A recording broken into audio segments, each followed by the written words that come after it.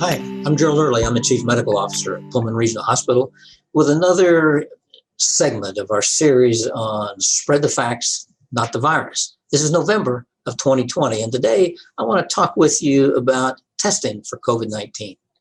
First, some generalities. In general, I think it's important to recognize that we as a country, we as a region, we as people, we're not going to be able to test our way out of this pandemic. The exception might be if we could do a COVID-19 test on every single person in the whole world every single day. And for sure, if we could do that, we would massively impact the curve.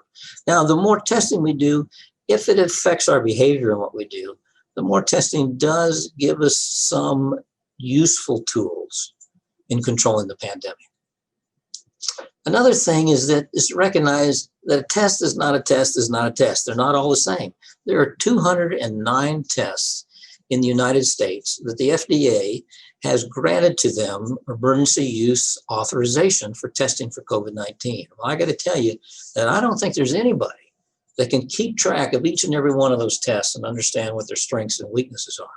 Generally, there are two different kinds of tests that are done in two different places. There are molecular tests, which tend to be the gold standard, and antigen-based tests. Tests that are done in a laboratory usually are more complex, they're more expensive, they take longer to do, and they are more accurate.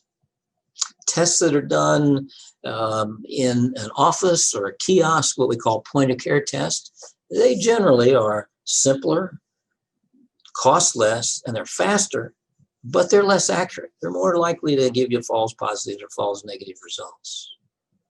So when we think about the value of a negative test or a positive test, let's start with a positive test. So when I think about the value of a positive test, I see pretty quickly two things that I see of value, in addition to understanding what's going on in the community.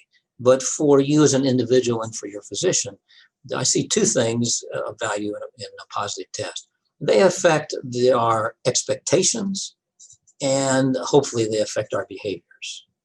So what's the impact of a positive test on the expectations of the doctor? Well, the physician looks and says, he realizes or she realizes that compared to the flu, this patient with COVID-19 is more likely to suffer long-term injury to their body, and they're 8 or 10 times or so more likely to die.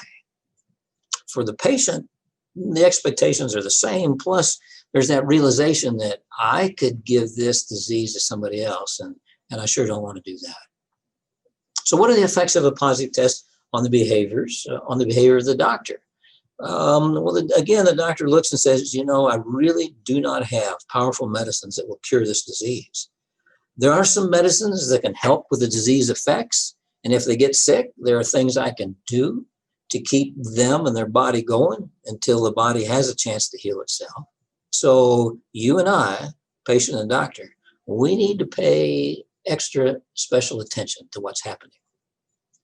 For the patient, the changes in behavior, if you have mild and moderate disease or you're asymptomatic, the primary thing is you need to go home and shut the door for a couple of weeks.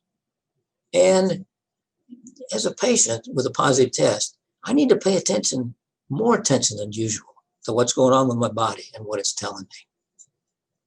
What does it mean if I have a negative test? Well, if you or I have a negative test, what that tells us is that in all probability, now again, remember, it's not from 100 to 0, but in all probability, there's a good chance that you or I, we don't have the disease if we've got a negative test. And it means you're good to go until tomorrow. And now tomorrow, that's a whole other thing. It starts all over. Having a negative test, that doesn't mean it's okay the day after tomorrow to have dinner with grandma. What a negative test means, again, is that at that point in time, you didn't have the disease, or at least you didn't have the disease to an extent that the test was able to pick it up. So that's some of the basics regarding testing. It really is a pretty significant science, and there's a whole lot of stuff that's available to read. And feel free to dig into it as you please. Remember that at the end of this video, there's some links that can take you to some areas with some additional information. And remember to be encouraged that this pandemic, it won't last forever. You and I, we will make it through this, and there will become a point in time where we can go back to doing the things that we love to do and the things that add meaning to our life. Thank you.